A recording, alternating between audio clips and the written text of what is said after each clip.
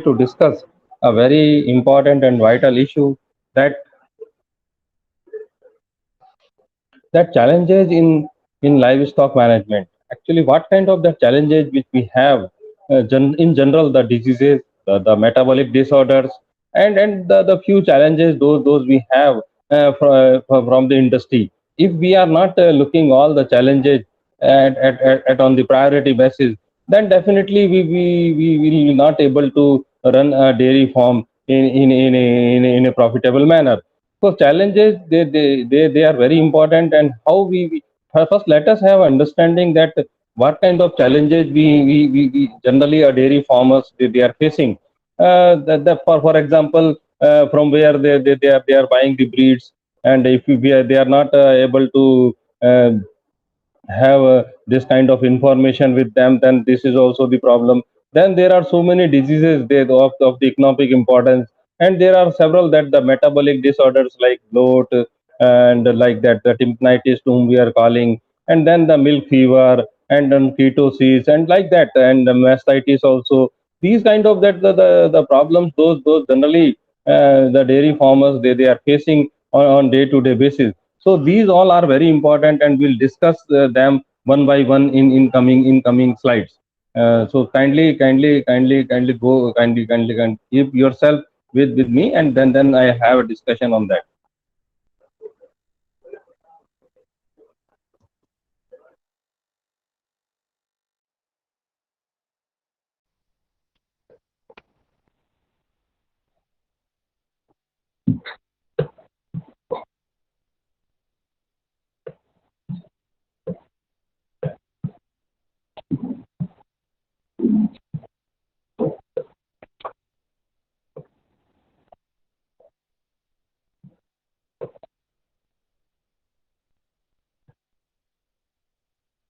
So good morning, friend. Today we will discuss on the challenges caused by the diseases and the abnormalities in the livestock and poultry. This actually lecture we have decided to divide among two lectures. So in first portion we will discuss about the diseases and challenges in livestock. So objective of this discussion is just to understand the all the etiology and the causes of diseases and the causes of metabolic disorders in livestock. And second, we'll also discuss the challenges in poultry farming, causes because of the diseases and the problems caused by the pathogens. So first, we'll discuss the disease to whom we are calling by the name of the anthrax. Although this disease is not so common in the animals, but this disease is very much pathetic in nature.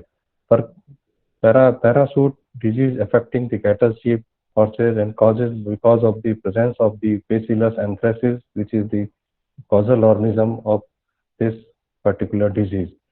This is a bacterial disease and spore formation being caused by the Bacillus outside the body of the spores, highly resistant and not killed by heat, height, and disinfectant. So this is a very big challenge if the doctor declared that the animal died because of the anthrax or because of this disease. Then the disposal of dead body is a very big issue in case of that. It should be properly dig 50 feet in the land, and then only we can bury the animal in that situation under the observation of a veterinarian. Symptoms of disease is like that death occurs within a minute. Within minutes, an animal collapses with convulsion, acute high rise of temperature, shivering, abnormal pain before death. Blood oozes by of the rectum and the nostrils. This is the sign that the blood oozes. You can see the blood spots in and the nostrils and the rectum of the animal. So this is the situation to whom we are calling the anthrax. All the orifices usually exudate dark, tarry blood which does not clot.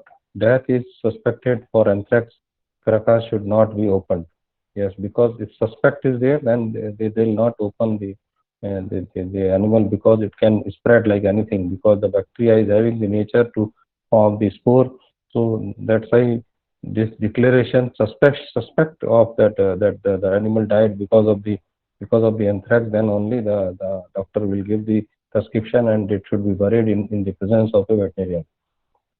Annual vaccination is the only way that to prevent such pandemic in nature. A live spore vaccine prepared from virulent uncapsulated strain of Bacillus anthracis, dose 1 ml, which is 1 ml, generally given as per the recommendation of the company, and that is why this vaccination is very much important as far as the animal is concerned. Prevention is the hygiene and sanitization. The carcass of animals suspected of dying due to the anthrax should never be opened. The carcass is burned or buried in a deep pit, and lime is applied. Or the covering of lime is also applied. So this kind of that disease, this is the anthrax. Then we have a second disease whom we are calling the black quarter. This disease is also called in Hindi lungri bukhar. In this disease, acute infection disease, but not contagious. This disease is not contagious, it's like the anthrax. Inflammation of muscle, severe toxemia, positive organ bacteria, Clostridium. The Clostridium shawai is a causal organism which is gram positive in nature. That bacteria is responsible for causing the disease to whom we are calling the black quarter. Young stock mostly infected up to 6 to 2 years of 6 months to 2 years age. Disease outbreak which is the onset of rainy season. Just after the rainy season or within the rainy season, generally this because of the spore forming by this bacteria, anaerobic that spore forming is there and which is affecting the young stock 6 months to 2 year of age. And generally this happen in the area where we allow animal for the pasture grazing. Symptoms. Animal may die without showing symptom. Obviously, sign apparent swelling in the hind and forequarters, and because of that, the animal is not feeling comfortable in walking with crackers when rubbed due to the gas in the muzzle. We will see when we'll little bit we will check that there is a noise in the space of the just above the hind quarter. Lameness, fever, twitching of muscle, affected region is hot and painful but become cold and painless. Skin over affected area dry, hard and dark. These are the symptoms. On the basis of that, we can have that idea that animal is suffering from the black water. Affected part is black and dark red, characteristic rancid smell. You see that there is a rancid smell from that area where we have doubt that the animal is suffering from the black water. Hygiene and prophylaxis control is the backwater. We can use certain antibiotics or like that. Vaccination of nowadays available before just the start of rainy season. That polyvalent vaccine of Clostridium species is available. Penicillin and tetracycline, the antibiotics, they are also very much useful as far as this particular problem is concerned. So black water and the anthrax both are very serious diseases, and both are having the vaccine is available for both of them. So if we'll vaccinate our livestock, then we can prevent them from such type of that challenges those who are arises by the infections. Then the third that infection which is very important, that hemorrhagic septicemia. This disease is also being called as a Galgo2, and this disease being called by the bacteria to whom we are calling the Pasteurella multocida. This is the bacteria which is responsible for causing the hemorrhagic septicemia. And when this disease, we see that some symptoms of disease is like that, the animal is not in position to breathe properly, and that's why there is a problem in the respiratory tract. So the animal create the noise like that. That's why the animal is suffocated, feeling suffocated, and died because of the breakdown in the respiration. So acute form of septicemia, subacute form is edematous swelling, and chronic form is pulmonary infection. That is because of the failure of the lungs. Acute high temperature 160 degree Fahrenheit and difficult breathing, discharge from the nostrils and watery feces, dehydration, prostration and death. These are the things, and the animal die within 3 4 hours. So, or sometimes the all symptoms you before that showing the symptoms, animal reaches to the final destination of death. So this disease is very acute in nature. So we have to vaccinate the animal. The HS vaccine is available everywhere, and there are now there are multiple vaccines, HS, BQ, and this RP. These three vaccines, the 3-in-1 vaccine is also available nowadays in the field of the veterinary pharmaceuticals. So we can use these vaccines just before the starting of rainy season, and that generally they are of annually in nature.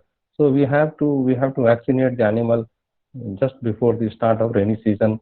And once we will vaccinate the animal, then we can save that animal from this kind of that infectious the pandemic diseases.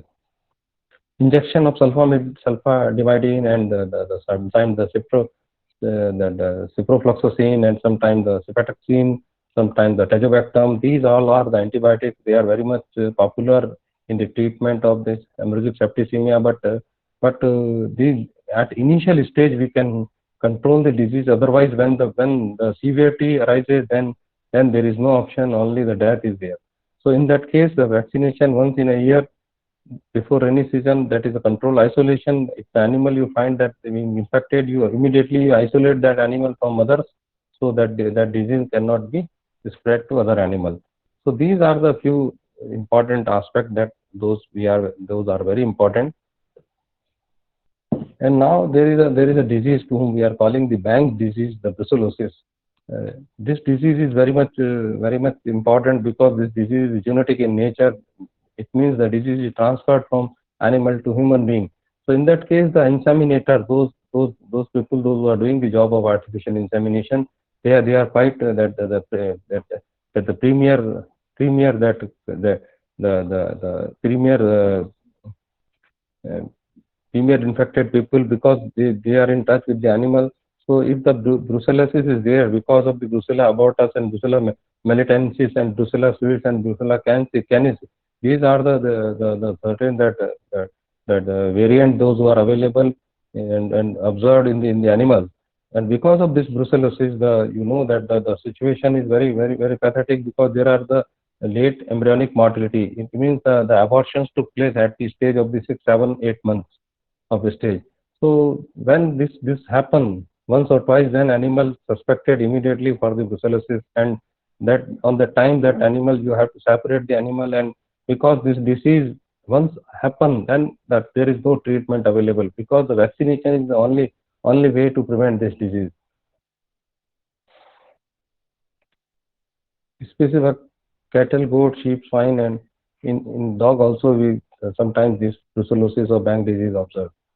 Occupational exposure through air contact, ingestion, infected milk, or the food septicemic. These are the way that how the animal that the disease is spread. Symptom continued that fever, the hiloma or the fever which is continuously, and even you use any antibiotic drug, there is no control on fever. The continuously the animals show the high temperature. Then the intermittent and regular fever, chills, profuse sweating, weakness, and fatigue. These are the sign of this particular problem. When these sign observed, then we have to treat the animal, and vaccination is the only way to address these issues. Then we have a leptospirosis, to whom we are also calling the whale's disease.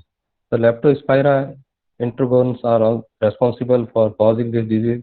The species affected is rodent, domestic animals, and wild animals, particularly the mammals.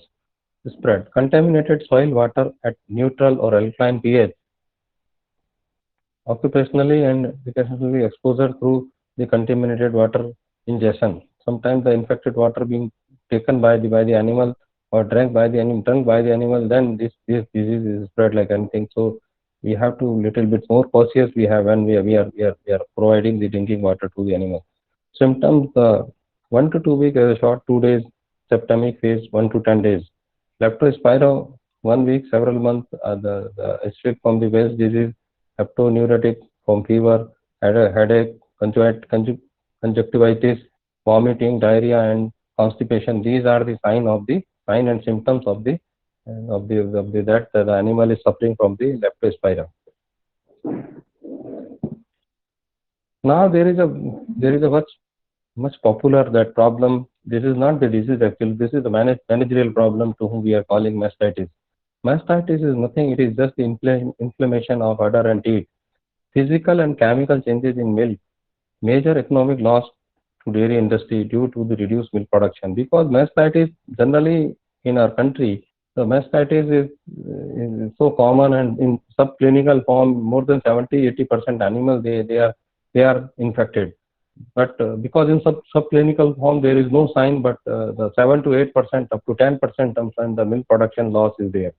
So this disease is very much important as far the economic aspect of business is concerned.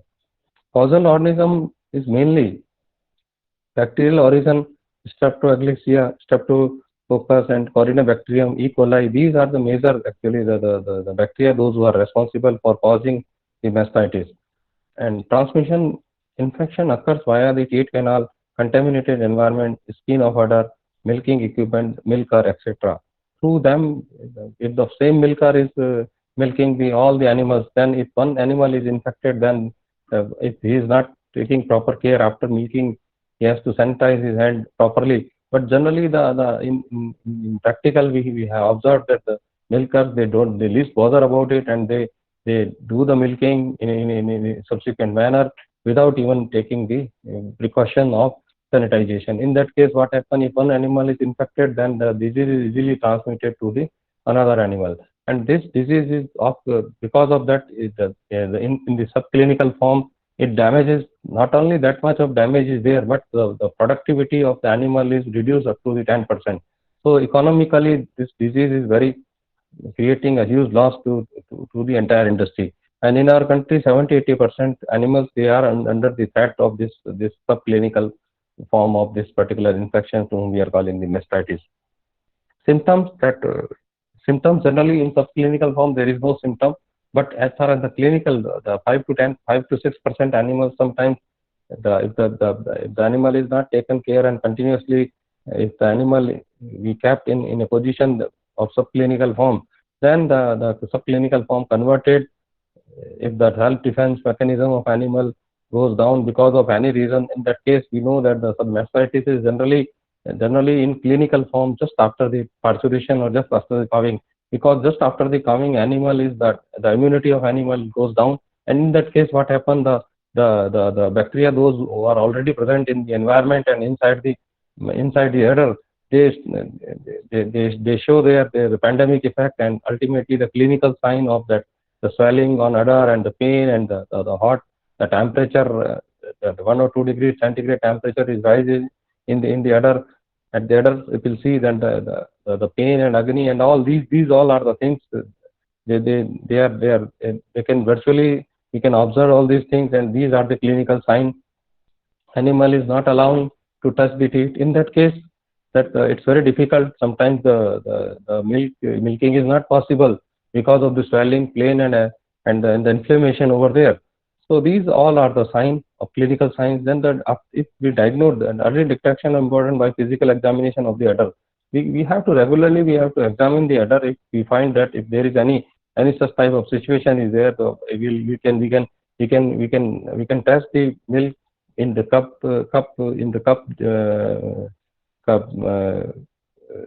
mastitis cup, that these are the instruments to whom we can milk the first drop of the milk, and we'll see that there are the clotting in the milk. In that case we can suspect that animal is suffering from the subclinical that situation. So we have to took all the corrective measures while we are treating the animal, and treatment is very easy, but diagnosis is very important in that case.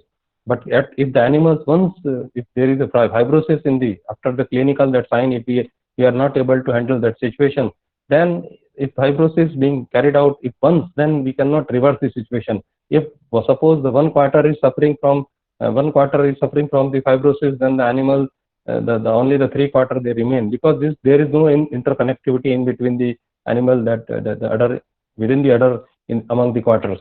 So in that case, if animal is lost, the 1 quarter is lost because of the mastitis, then the animal cost is 75% less. So in that case, we have to little bit more cautious while the subclinical position we observe. We have to immediately take all the took all the corrective measures to handle the situation.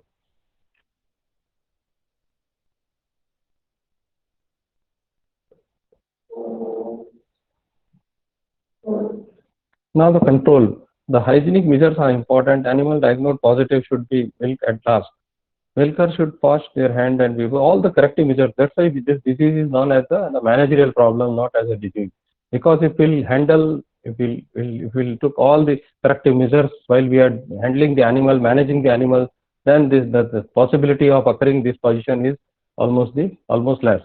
So in that case, the separate clean cloth for each cow we can use after that after milking of each cow. If we took all the corrective measures, sanitize the milker, all the things, if we take care, then the chances of spreading of this disease is we can minimize the chances. And this because that's why we are calling this disease as a managerial problem instead of the disease.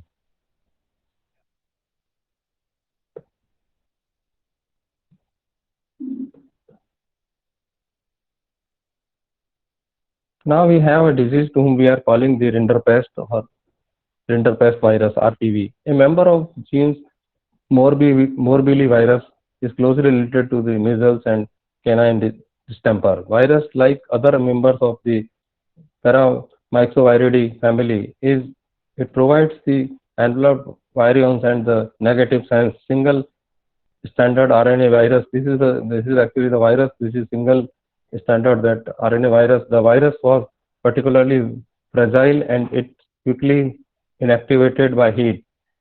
So this is the nature of this virus, and in the presence of the sunlight, this virus is also died. They're not active to spread further. The measles virus evolved from then widespread rinderpest virus, mostly RP virus, mostly probably between the 11th and 12th centuries. The earliest likely origin is during the 7th century. Some linguistic evidence exists for this earlier origin. So this is actually the history about this particular the RPV virus, and the symptoms of disease is like that. Death rate during the outbreak were usually extremely high, approximately 100% in immunological native populations. The disease was mainly spread by the direct contact and by drinking contaminated water, although it could not be transmitted by air. So this is the plus point, that this disease may not transfer through the air, that aeration, or through the airborne disease. So we cannot say that this disease is only transmitted either by the contact or by the contaminated the water or food if we have offered to the animal. Initial symptoms include fever, loss of appetite, nasal and eye discharge. Subsequently, irregular erosions appear in the mouth and the lining on nose and the genital tract. These all are the symptoms. Acute diarrhea preceded the constipation is also common feature. Most animal die 6 to 12 days after the onset of the clinical sign. Vaccination is the most effective method to control the RPV, and just before this start of rainy season, we have to vaccinate the animal so this disease can be controlled with proper vaccination.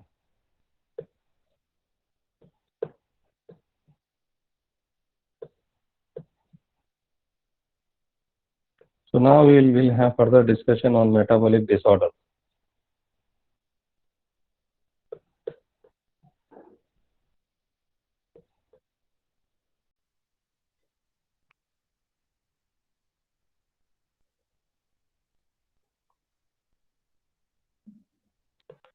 So in continuation of the previous lecture, once again we'll discuss the problems and challenges in livestock, and the diseases already we have covered in the previous lecture. Now we will discuss the metabolic disorders in the livestock. The metabolic disorders, they are the problems because of the hindrance in the metabolism. They occurs because of that. So out of that, the first one, which is very important, that milk fever, to whom we are also calling the post-Partum Parasites. And this situation is that there is a sudden decline at the calcium phosphorus level in the blood, and because of that, animal laid down on the earth and on the land, and then only the at that situation, we are not we have to handle the situation very carefully, otherwise the animal will die.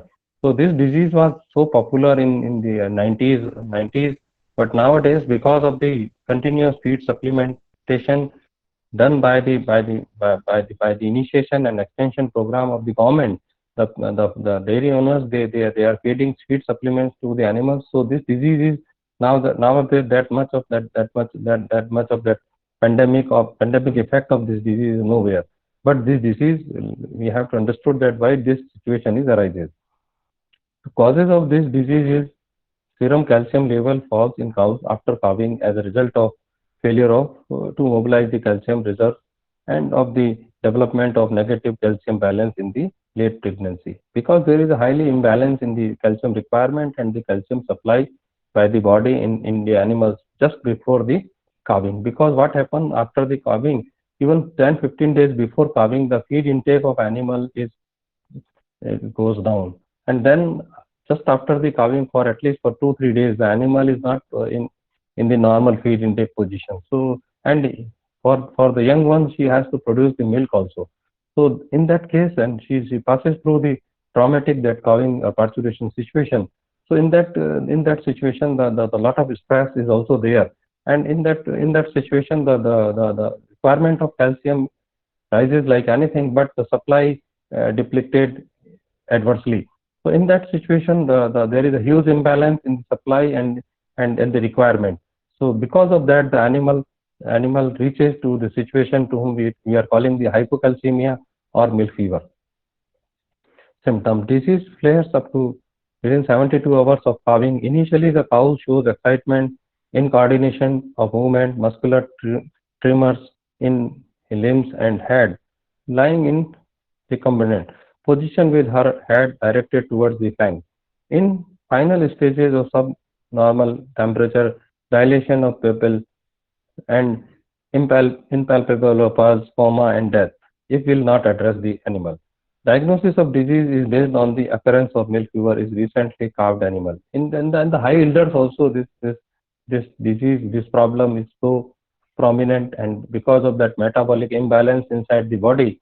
So let us immediately use the calcium chlorogluconate injection, and then sometimes the available of the if we'll fed the animal properly, the balanced diet in the last trimester of the gestation period, then we don't have this kind of situation in the animal. Dramatic recovery by intravenous, that 300 to 400 ml calcium chlorogluconate within vitamin D3 also sometimes we are using intramuscularly. And then this disease is very important in past, but nowadays because the farmers they are using that continuously, they are feeding the feed supplement, the calcium feed supplement, liquid supplement to the high elders. So this position is not now that much of prominent nowadays. The second position is the ketosis. Ketosis is nothing; it is just the acetonumia, disturbance of carbohydrate metabolism in high producing dairy cattle, hypoglycemia, and appearance of ketone bodies. What happens when we see that there is a huge imbalance of in the supply of the glucose and in the requirement of the glucose, and this was just after the calving. We'll see that the subclinical ketosis is so common. If not addressed, if will not address, because the animal is off feed in that situation, and if will not address the condition, then the animal will arrive in the position of the ketosis. Ketosis is nothing when the animal started taking energy other than the carbohydrate. It means in the body from the body reserves, if there is no carbohydrate available, in that case, what happened? The animal started taking energy from the fat and the fat metabolism and from the protein. So in that situation, there is a huge the ketone formation in the body and for production of energy, and that ketone body presence in the bloodstream also. So we can in respiration, when we touch, when we see, and we go to the animal, and we will see that there is a sweet smell is there in the respiration of the animal. So through this we can identify that the animal is now marching towards the subclinical, and then later on it will not address then the situation of ketosis arises.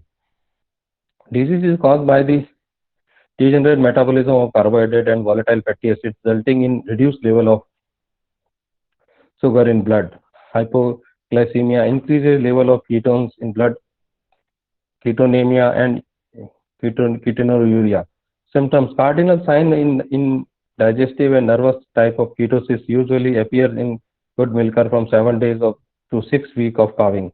Loss of appetite, rapid loss of weight, and a marked reduction in the milk yield observed. In digestive type of ketosis, in nervous type, symptoms included depression, staring expression, walking in circles, treating with the feet,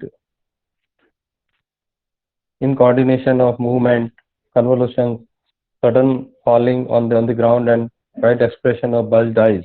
Respiration becomes shallow, emanating fruity odor that I have already told that on the breath of the animal. So these are the few important signs, and the treatment is very easy. If we the control and treatment, if we use immediately intravenous that 500 to 100 ml that glucose we can use. Then nowadays the jaggery, the use of jaggery just after the carving, or sometimes there are certain that the propionic acid that preparations they are available in the market. So 200 ml if we give for them for 3 days orally, then this situation we can avoid this situation. Now the third, that metabolic disorder to whom we are calling the bloat or tympany. Tympanitis is a very common problem, and this problem is generally being arises by the greed of the animal. Sometimes the animal because the animals we know that they are habitat in the groups in in nature, so they have a tendency to consume to take feed as much as they can.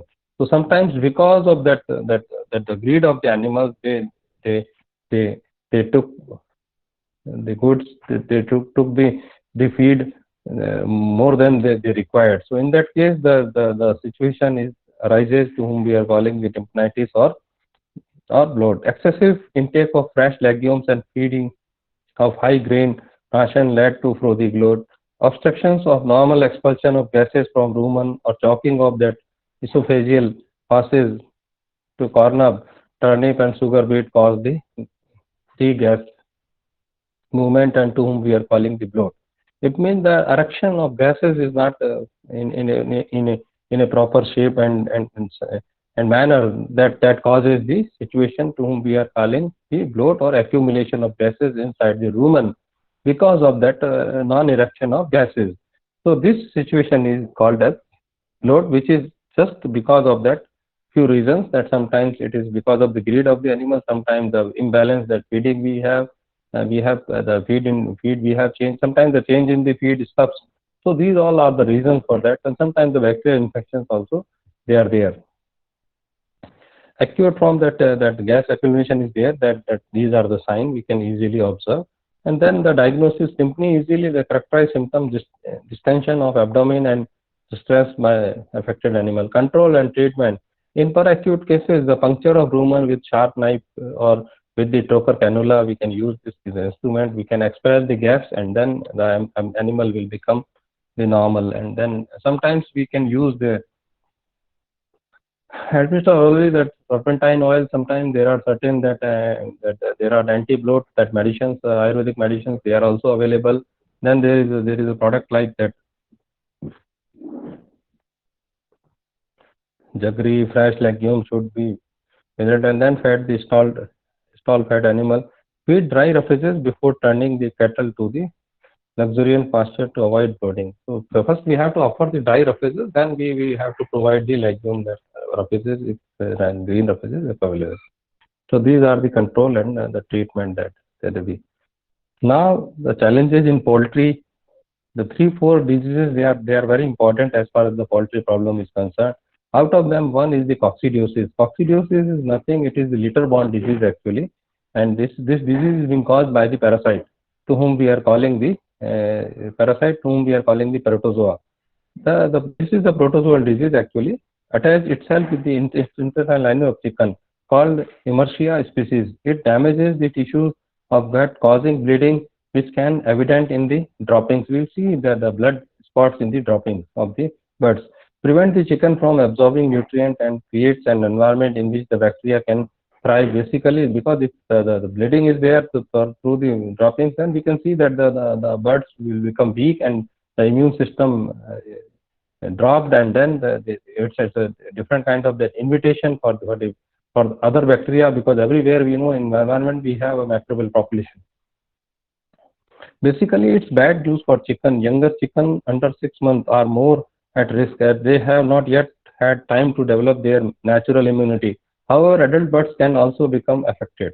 So, if this disease observed in the birds, and you will see that the egg in layers, will see that there is a huge drop in the egg production. All chickens carry coccidiosis organism in their bowels, but only some will develop the disease. The disease starts with an unpopulated oocytes. That a very simple analogy is to think about the microscopic egg, which is passed through a chicken droppings, and unpopulated that oocyte can lay dormant in the soil. That's why that the litter bond, because that litter is there, and in litter they grow like anything. That oocyte grow like anything. For example, and around waterers and filters, they have not been cleaned properly. If you not clean then properly all these water and filter, then this disease is spread like anything. So we have to little bit more cautious while we are handling this situation of coccidiosis. Now, now also note the blood in pop in necessity always symptoms, so that also look out for weak listeners looking chickens not moving around much, huddling together as it called, pale comb and skin, a loss of appetite, ruffled feathers, weight loss, baby chicks failing to grow, inconsistent egg laying or not at all, diarrhea, treatment used to drug amprolium powder. This is a very common drug which is generally being used for to prevent and to tackle the situation of coccidiosis. And generally this happens in the northern region in the rainy season because of the dumpiness and the coccidia, that they are in a protozoal infection that arises in just after the rainy season. So if we'll give Zamprolium 5 to 10 gram in a 1000 liter of water, then the disease can be handled properly. Then the second challenge in the poultry is Marek disease. It's a highly contagious viral that neoplastic disease in chicken. It named after the Joseph Marek, a Hungarian that veterinarian. Marek disease is caused by a Apelopasparous virus. We know that the herpes virus is there. The alpha herpes virus is the responsible disease, which also causes problem in human being. Marek disease, MDV, Marek disease virus, Galid herpes virus, GAHP2. The disease is characterized by the presence of the T cell lymphoma as well as the infiltration of nervous and organ of lymphocytes. Symptoms: the classical Marek disease neuropillar system causes asymptomatic paralysis or one or more limbs with the vagus nerve involvement. Difficulty breathing, dilation of throat may occur. Beside lesions of peripheral nerves, there are the frequently lymphomatous infiltration, tumors in the skin, skeletal muscle, vessel organs that are commonly affected include the ovary, spleen, liver, kidney, lungs, heart, proventriculus, and adrenals. And the Coccidosis is included the experimentally infected chicken.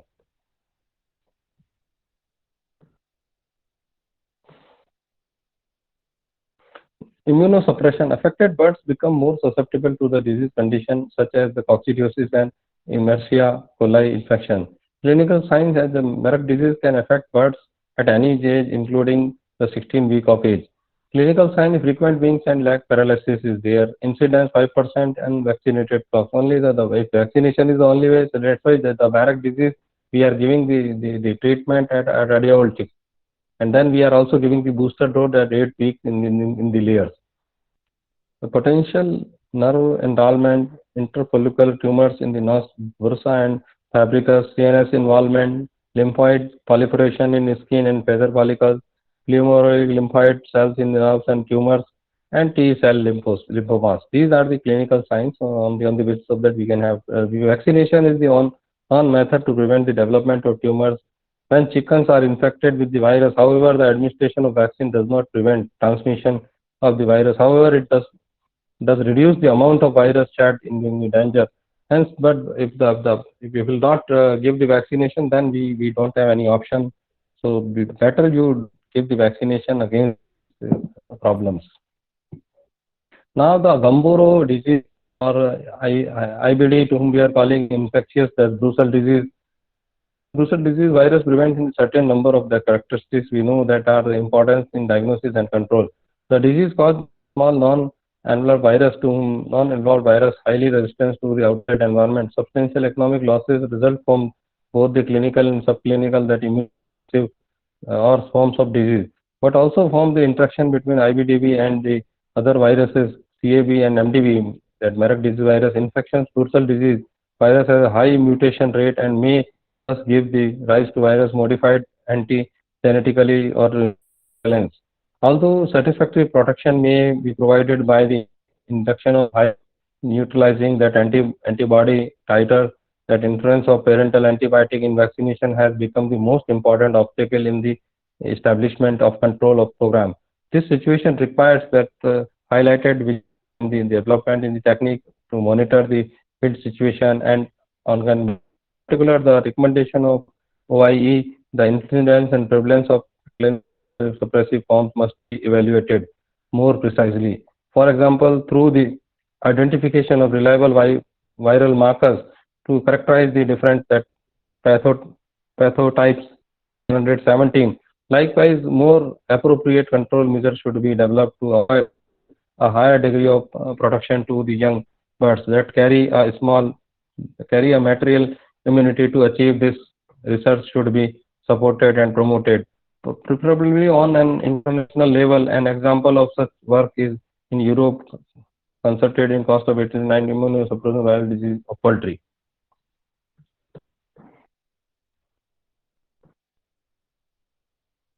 IBD, there is one of the threats which is nowadays you'll see that bird flu. Bird flu is nothing, it is avian influenza, a viral respiratory disease, mainly poultry and in certain other birds species, including migratory water birds, some included pet birds, and that can be transmitted directly to humans. Non cases in humans were reported in 1997 when outbreak of avian influenza AV virus subtype H5N1 in poultry in Hong Kong led to severe illness in 18 people, one of whom died. It means the 6 out of 18 died because of the avian influenza. According to the WHO, the more than 800 people were in H5N1 between 2003 to 2016. More than 50% of those individuals died. The majority of human H5N1 infections and deaths occurs in Egypt, Indonesia, and Vietnam. Flu in human resemble those who are human variety of influenza, and they include the fever, sore throat, cough, headache, just like the swine fever, that just like the nowadays we have this corona pandemic. So they are similar to that, and measles which are following the incubation period of several days.